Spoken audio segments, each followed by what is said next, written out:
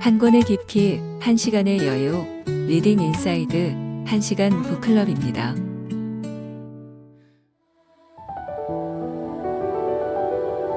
당신은 어젯밤 어떤 꿈을 꾸셨나요? 혹시 말도 안 되는 이야기 같았나요? 아니면 누군가에게 말하기 부끄러운 장면이었나요? 그 꿈은 단순한 화상이 아닙니다. 그건 당신의 무의식이 몰래 그러나 정확하게 보내온 메시지입니다.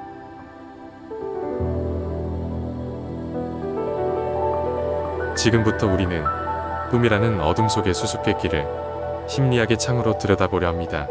지그문트 프로이트의 꿈의 해석. 이제 여러분 앞에 무의식의 문이 열립니다. 이 영상은 꿈의 해석을 3편의 시리즈로 나누어 소개합니다.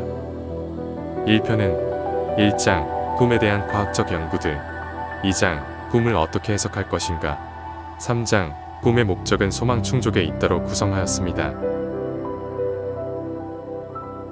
제1장 꿈에 관한 과학적 연구들. 프로이트는 책을 시작하며 자신보다 앞서 꿈을 연구했던 모든 학자들을 정면으로 비판합니다. 그 이유는 단 하나, 그들 누구도 꿈을 진지하게 바라보지 않았기 때문입니다. 그는 1장에서 이렇게 말합니다. 꿈은 오랫동안 철학과 의학의 경계 밖에 있었다. 고대 사람들은 꿈을 신의 계시라 보았습니다. 그리스의 아스클레피오스 신전에서는 사람들이 병을 고치기 위해 잠을 청했고 그 꿈을 해석해 신의 뜻을 읽으려 했습니다. 중세와 르네상스 시대에는 꿈을 악마나 천사의 목소리, 즉 인간 외부에서 오는 신비한 힘으로 여겼습니다. 근대 이후에는 계몽주의와 함께 꿈은 단지 육체의 부산물로 취급됩니다. 피곤하거나 소화가 안 되거나 스트레스를 받으면 두뇌가 혼란을 일으켜 꿈을 꾼다는 식이었죠. 하지만 프로이트는 묻습니다. 정말 꿈은 아무 의미 없는 잡음에 불과한가? 그는 환자들과의 대화를 통해 이들이 꾸는 꿈이 단순히 신체 이상이나 우연이 아니라 내면의 깊은 감정과 밀접히 연결되어 있다는 것을 관찰합니다. 꿈은 어딘가를 향해 있습니다. 무작위로 흘러가는 것이 아니라 마치 무언가를 말하려는 것처럼 구성되어 있다는 사실이죠. 예를 들어 프로이트는 이렇게 말합니다. 한 소녀가 꿈에서 케이크를 훔쳐 먹는 장면을 반복해서 꾼다면 그건 단순한 장난이 아니라 실제로 억눌려온 욕망의 무의식적 표현이다. 우리가 감이 깨어있는 상태에서는 말하지 못하는 것을 꿈은 비틀고 바꾸고 가면을 씌워서 말해줍니다. 1장에서 프로이트는 꿈에 대한 기존 해석들을 정리하면서 3가지를 강조합니다. 첫째, 꿈은 무의미하지 않다. 그 안에는 구조와 의미가 있다. 둘째, 꿈은 개인의 무의식과 관련이 있다. 단지 소화불량이나 스트레스 때문이 아니다. 셋째, 꿈은 읽어야 할 텍스트다. 상징과 왜곡이 있지만 해석이 가능하다. 라는 것입니다. 꿈은 단지 피로의 산물이 아닙니다. 그건 자아가 억눌러버린 어떤 것의 그림자입니다. 무의식은 말할 수 없지만 꿈은 말하게 합니다. 프로이트는 2장에서 우리에게 첫 번째 문을 엽니다. 제2장 꿈을 어떻게 해석할 것인가. 꿈은 이상합니다. 뒤죽박죽 섞여 있고 말도 안 되는 장면이 튀어나오고 때로는 민망하고 두려운 장면이 이어지기도 하죠. 그래서 사람들은 이렇게 말합니다. 이건 해석할 수 없어. 그냥 이상한 꿈이야. 하지만 프로이트는 말합니다. 그건 이상한 게 아니라 감춰져 있는 것이다. 제대로만 본다면 모든 꿈은 해석이 가능하다. 그렇다면 어떻게 해석할 수 있을까요? 프로이트는 바로 자유연상법을 사용합니다. 자유연상이란 꿈에서 등장한 이미지나 단어 하나하나에 대해 떠오르는 생각을 검열하지 않고 그대로 말하게 하는 방식입니다. 예를 들어 꿈에서 검은 개가 등장했다면 그 개를 봤을 때 어떤 생각이 떠오르는지를 계속 말해보는 겁니다. 그리고 그 연상 끝에는 대개 잊고 지낸 기억, 어린 시절의 장면, 혹은 말할 수 없었던 감정이 숨어 있습니다. 프로이트는 한 여성 환자의 꿈을 소개합니다. 그녀는 꿈속에서 거대한 식탁 앞에 앉아 수많은 손님들에게 차를 대접하고 있었습니다. 하지만 자유현상을 통해 그 꿈을 분석한 결과 그녀는 어린 시절 어머니가 손님 앞에서 자신을 꾸짖던 기억, 그리고 현재 결혼 생활에서 느끼는 소외감이 연결돼 있었죠. 꿈의 장면은 전혀 다른 이야기처럼 보였지만 그 이면에는 분명한 감정과 욕망의 실체가 숨어 있었던 겁니다. 프로이트의 주장을 요약하면 다음과 같습니다. 첫째, 꿈은 해석 가능한 구조를 가진다. 그것은 말장난이 아니라 언어다. 둘째, 자유현상은 무의식에 이르는 실마리다. 연상을 따라가면 욕망의 흔적에 닿는다.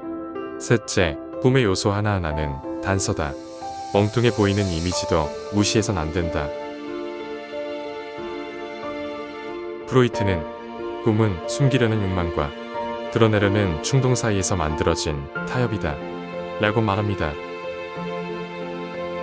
꿈은 우리에게 말을 걸고 있습니다. 단지 그 언어가 조금 낯설 뿐입니다. 프로이트는 말합니다. 꿈은 해석할 수 있다. 단 우리가 그 뜻을 들을 준비가 되어 있을 때만. 제3장 꿈의 목적은 소망 충족에 있다. 자, 이제 프로이트가 본격적으로 핵심 주장을 펼칩니다. 그는 말합니다. 모든 꿈은 소망 충족이다. 이 말 한마디는 꿈에 대한 수천 년간의 믿음을 뒤엎는 폭탄 선언이었습니다.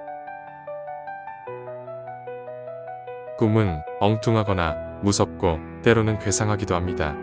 하지만 프로이트는 말합니다. 그 모든 기묘한 장면들 뒤에는 이루지 못한 욕망, 충족되지 못한 감정이 숨어 있다고. 우리가 깨어 있을 때는 말할 수 없었던 것, 바라보지 못했던 것, 의식적으로는 부끄럽거나 위험하다고 여겼던 그 욕망이 꿈이라는 형식을 빌려 우리를 찾아온다는 것입니다. 프로이트는 가장 단순한 예로 어린아이의 꿈을 듭니다. 한 아이가 잠들기 전 엄마에게 초콜릿을 사달라고 조릅니다. 하지만 엄마는 말합니다. 내일 사줄게. 지금은 안 돼. 아이는 울며 잠들죠. 그리고 그날 밤 아이는 꿈을 꿉니다. 자신이 커다란 초콜릿을 먹고 있는 꿈. 이건 너무 명백한 예입니다. 꿈은 그 아이의 직접적 욕망을 충족시키고 있죠. 프로이트는 말합니다. 어린아이의 꿈은 꿈의 본성을 가장 투명하게 보여준다. 하지만 어른의 꿈은 다릅니다. 우리는 다양한 사회규범, 도덕, 자아의 검열을 받으며 살아가죠. 그래서 꿈은 더 우회적이고 상징적이며 왜곡된 방식으로 소망을 표현합니다. 예를 들어 한 여성이 이런 꿈을 꿉니다. 자신이 어떤 고급 연회장에 들어서자 사람들이 다 일어나 그녀를 바라보고 박수를 칩니다. 그녀는 당황하면서도 어딘가 흐뭇합니다. 그리고 그 자리에 자신의 옛 연인이 새로운 약혼자와 나란히 앉아있죠. 이 꿈을 자유현상법으로 분석하면 이 여인은 실제로 그 연인의 결혼 소식을 듣고 속으로 괴로워했던 상태였고 꿈을 통해 복수하듯이 자신의 매력과 우월함을 과시하는 장면을 꾸었던 것입니다. 현실에서는 인정받지 못한 감정, 그녀는 그것을 꿈속에서 승리의 환상으로 변형시킨 것이죠. 프로이트는 여기서 중요한 한 가지 개념을 도입합니다. 바로 검열입니다. 꿈은 단순히 욕망을 보여주지 않습니다. 그대로 보여주면 불쾌하거나 위험할 수 있기 때문이죠. 그래서 우리의 무의식은 그 욕망을 기이한 장면, 상징, 반전 구조로 왜곡하여 드러냅니다. 그러니까 꿈은 욕망 플러스 검열 플러스 상징화는 소망 충족이라는 방정식으로 만들어진다고 할 수 있습니다. 그렇다면 우리는 왜 꿈을 꾸는 것일까요? 프로이트는 억눌린 소망을 충족시키기 위해서 꿈을 꾸는 것이고, 꿈이 이상한 이유는 자아 검열로 인해 우회적으로 표현되기 때문이라고 합니다. 그럼에도 꿈이 중요한 이유는 무의식이 자신을 표현하는 유일한 창구이기 때문이라고 하죠.